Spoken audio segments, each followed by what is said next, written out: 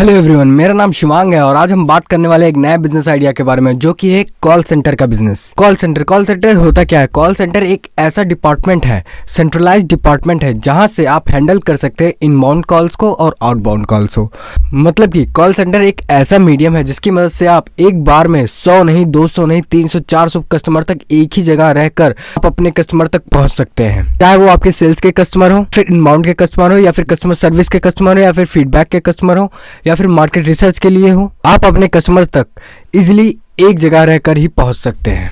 आज के डेट में सभी बड़ी बड़ी इंस्टीट्यूशन कॉल सेंटर को रन करती हैं, जैसे कि banks, insurance company, telecom company और भी बड़े बड़े जो इंस्टीट्यूट हैं वो भी अपनी कॉल सेंटर को रन करते हैं अपना रेवेन्यू बढ़ाने के लिए, जिनकी मदद से उनको बहुत ही अच्छा फीडबैक मिलता है और वो और भी ज़्यादा मार्केट रिसर्च कर सकते हैं। साथ ही साथ उनका लीड जनरेट होता है और उनके बिजनेस का एक्सपेंशन भी होता है। जब लीड जनरेशन होता है तो उनकी सेल्स भी इंक्रीज होती है। सेल्स जब इंक्रीज होती है तो उनका रेवेन्यू भी इंक्रीज होता है और वो अपने कस्टमर की रीच यानी कि अपने कस्टमर बेस को बहुत ही ज़्यादा बढ़ा सकते हैं, जिससे कि वो अपने कस्टमर को बहुत ही अच्छी कस्टमर सर्विस प्रोवाइड कर सके। तो ये कुछ बेसिक बेनिफिट्स हैं एक स्मॉल बिजनेसेस के लिए, जिससे कि वो अपने कॉल सेंटर को रन कर सकें। ये हो गई बात कॉल सेंटर की। अब बात करते हैं कॉल सेंटर की मार्केट कितनी है पूरे वर्ल्ड में। 2020 फाइनेंशियल ईयर के हिसाब से 339.4 बिलियन यूएस डॉलर की इनकी नेटवर्थ थी। यही प्रिडिक्ट किया गया है कि यही बढ़कर 2027 तक 496 मतलब 496 बिलियन यूएस डॉलर तक इनकी मार्केट साइज हो जाएगी। ये हो गई बात इनकी मार्केट की साइज कितनी है। तो अब आपको ये पता लग गया कि इस बिजनेस में अपॉर्चुनिटी कितना ज़्यादा है। तो अब हम बात करते हैं टाइप ऑफ कॉल सेंटर। कितने प्रकार के कॉल सेंटर होते हैं? देखो बेसिकली दो प्रकार के कॉल सेंटर होते हैं, एक तो इनबाउंड, दूसरा आउटबाउंड। इनबाउंड क्या होता है? इनबाउंड वो कॉल्स होते हैं जो कि कस्टमर आपके पास कॉल करता है, जहां पर आप कस्टमर की प्रॉब्लम को सॉल्व करते हो और कस्टमर को हेल्प भी करते हो, जिससे कि आप अपने कस्टमर को सर्विस प्रोवाइड करने के बाद आप उनसे फीडबैक भी ले सकते हो। आउटबाउंड कॉल वो होता है जो कि आप कस्टमर तक पहुंचते हो, मतलब आपके पास उतना डेटा होता है जिससे कि आप अपने कस्टमर तक कॉल करते हो। ये कब हेल्प करता है? टेली मार्केटिंग में हेल्प करता है, लीड जनरेशन में हेल्प करता है, और तो और कलेक्शन और सेल्स कॉल के लिए बहुत ही ज़्यादा हेल्पफुल होता है आउटबाउंड कॉल। तो ये होगी बात कॉल सेंटर के बारे में। अगर आपको ये बिजनेस को ओपन करना है तो ये वीडियो आपके लिए है। तो अब हम बात करते हैं कि आप इस बिजनेस को कैसे ओपन करोगे। Step number 1, decide your business model. आपको अपने बिजनेस का मॉडल डिसाइड करना है, जैसे कि आप किस लेवल का बिजनेस ओपन करने वाले हो, एक स्मॉल लेवल पर या फिर एक मीडियम लेवल पर या फिर एक बड़े लेवल पर। साथ ही साथ आप जो भी अपने बिजनेस को ओपन करने वाले हो उसको ओपन करने के लिए पैसे कहाँ से आएंगे, मतलब कि आपके पास पैसे कहाँ से आएंगे, कैपिटल कहाँ से आएंगे, इसका अरेंजमेंट कैसे करेंगे, इसका भी डिसीजन आपको लेना होगा। और तो और आप इस कंपनी को अकेले रन करने वाले हो या फिर किसी के साथ मिलकर रन करने वाले हो, इसका भी डिसीजन आपको लेना होगा। ये हो गई बात बिजनेस मॉडल की। अब हम मूव करते हैं हमारे नेक्स्ट स्टेप पर। हमारा नेक्स्ट स्टेप है मार्केट रिसर्च। हमको ये डिसाइड करना होगा कि हम जो भी सर्विसेज अपनी प्रोवाइड करने वाले हैं वो कौन से कस्टमर, कौन से ऑडियंस के लिए प्रोवाइड करने वाले हैं। जैसा कि मैं इसमें पहले बता देता हूँ, आप इस बिजनेस में एक स्मॉल बिजनेस या फिर ऐसे बिजनेसेस को टारगेट कीजिए जो अपने काम को आउटसोर्स करने वाले हैं, मतलब किसी और से करवाने वाले, जिनको कॉल सेंटर की ज़रूरत है, आप उनसे टाई अप कीजिए। जब आपका ऑडियंस डिसाइड हो जाएगा उसके बाद अपने कंपटीटर को एनालाइज कीजिए।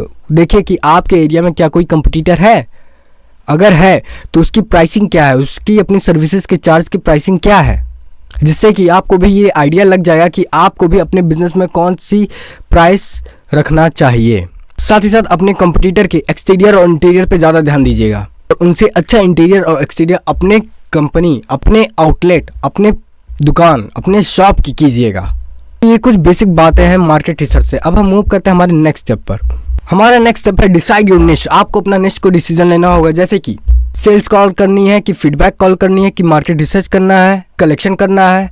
आप इन सभी में से किसी एक को अपना निश बना लो। इसके बाद हम मूव करते हैं हमारे नेक्स्ट स्टेप पर।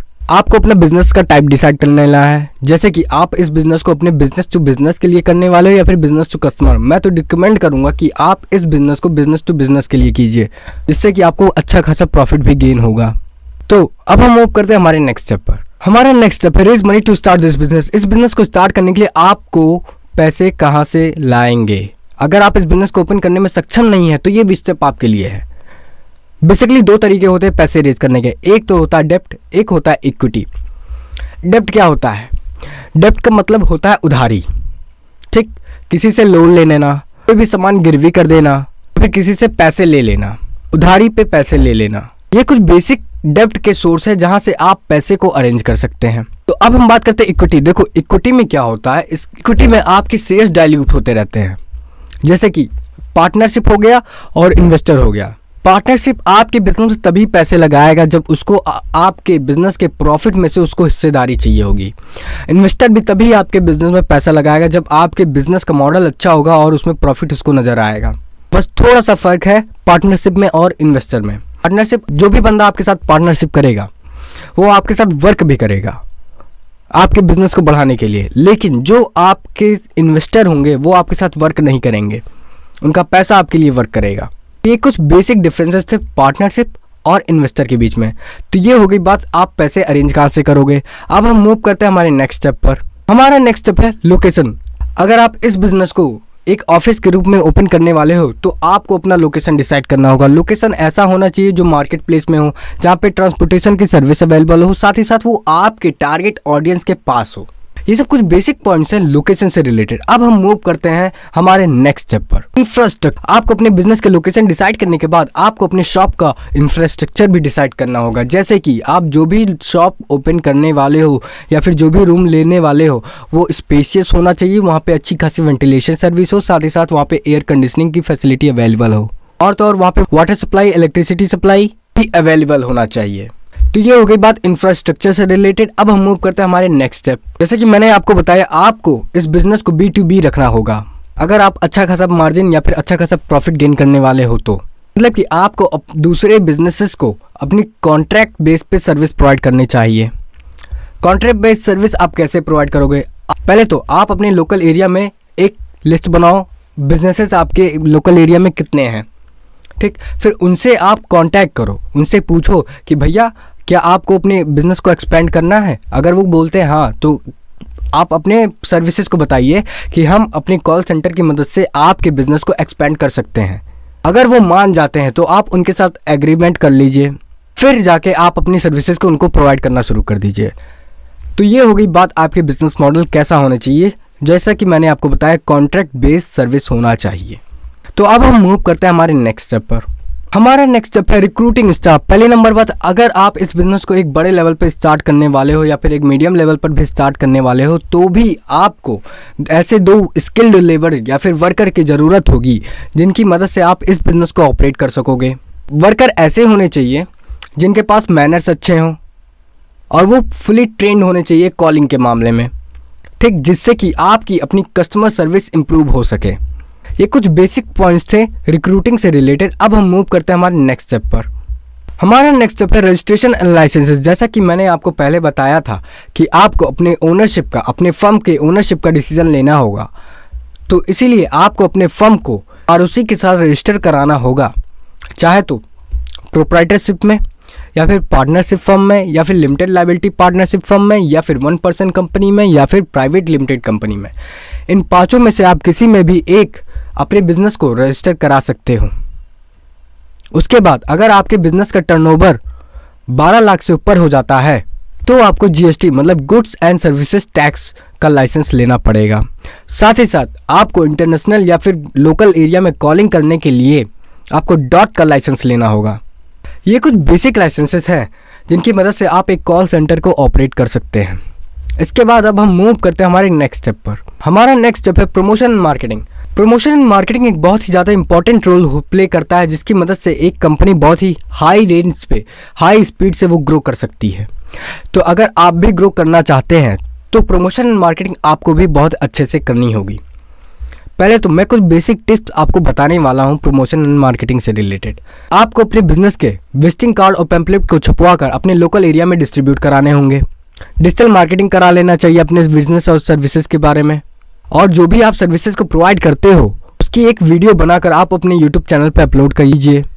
साथ ही साथ अपने सर्विसेज को ऑफलाइन से ऑनलाइन भी ले जाइए, और तो और अपने बिजनेस की एक अच्छी सी वेबसाइट बनाइए जहाँ पे लोग आके अपनी क्वेरीज को सॉल्व कर सके, अपनी क्वेरीज को पूछ सके, फिर आप उनको कॉल करके उनकी क्वेरीज को सॉल्व कर दीजिए। जितने भी नए कस्टमर हैं उनके लिए स्पेशल ऑफर, और जो रेगुलर कस्टमर हैं उनके लिए अलग से एक ऑफर होना चाहिए। तो ये कुछ बेसिक टिप्स हैं जिनकी मदद से आप अपने बिजनेस की अवेयरनेस को बढ़ा सकते हैं और सेल्स को भी बढ़ा सकते हैं। तो ये हो गई बात प्रमोशन एंड मार्केटिंग से रिलेटेड। अब हम मूव करते हैं हमारे नेक्स्ट स्टेप पर। हमारा नेक्स्ट स्टेप है प्रॉफिट इन अ मंथ। एक महीने में इस बिजनेस से आप कितना प्रॉफिट गेन कर सकते हैं। पहले तो मैंने आपको बता देना चाहता हूँ कि आपका ये बिजनेस कॉन्ट्रैक्ट बेस्ड सर्विस है। आपके इस बिजनेस का प्रॉफिट आपके कॉन्ट्रैक्ट बेस पर होगा, ठीक। अगर आप एक महीने का चार्ज 15,000 रुपये लेते हो और अगर आपके पास 10 ही कॉन्ट्रैक्ट आ गए तो इस हिसाब से एक महीने का जो आपका रेवेन्यू हुआ वो हुआ 1.5 लाख रुपए। मतलब आप एक महीने में 1.5 लाख की कमाई करोगे। एक महीने की कमाई में से हम उसमें माइनस कर देते हैं रेंट 10,000, उसमें से माइनस कर देते हैं सैलरी 20,000 और उसमें से माइनस कर सकते हैं इलेक्ट्रिसिटी बिल 5,000। तो इस हिसाब से जो टोटल प्रॉफिट होता है तो वो हुआ 1,15,000। आप एक महीने में इजीली कमा सकते हो प्रॉफिट के रूप में। कमाने के तो आप 1.5 लाख रुपए कमा रहे हो। तो ये हो गई बात प्रॉफिट से रिलेटेड। अब हम मूव करते हैं हमारे नेक्स्ट स्टेप। इस बिजनेस को ऑपरेट करने के लिए कौन कौन से आपको इक्विपमेंट्स की ज़रूरत पड़ेगी। Computer 50,000, handset with microphone 5,000, internet connection 5,000, automatic call distributor dialer 5,000, CRM software 1,000, call recording software 5,000, मतलब 5,000। तो टोटल मिला जुला कर आपको इक्विपमेंट में ही लगभग 71,000 का इन्वेस्टमेंट करना पड़ सकता है। तो ये होगी बात इक्विपमेंट से रिलेटेड। अब हम मूव करते हैं हमारे नेक्स्ट स्टेप पर।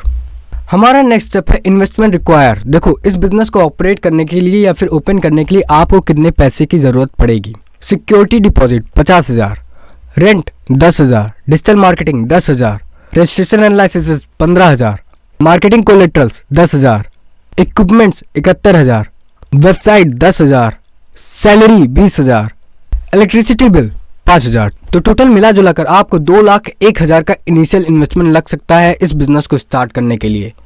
अगर आप इस बिजनेस को एक स्मॉल लेवल पे स्टार्ट करने वाले हो तो लगभग आपको जो इन्वेस्टमेंट लगेगा वो 20,000 से लगभग 3 लाख के अंदर ही लग जाएगा। लेकिन अगर आप इस बिजनेस को बहुत ही बड़े लेवल पे स्टार्ट करने वाले हो तो आपको 5 से 15 लाख का इनिशियल इन्वेस्टमेंट लग सकता है। तो ये हो गई बात इन्वेस्टमेंट से related. So thank you everyone. अगर आपको ये वीडियो पसंद आता है तो इस वीडियो को लाइक कीजिए। अगर आप हमारे चैनल पर नए हैं तो इस चैनल को सब्सक्राइब कीजिए। सो थैंक यू एंड धन्यवाद।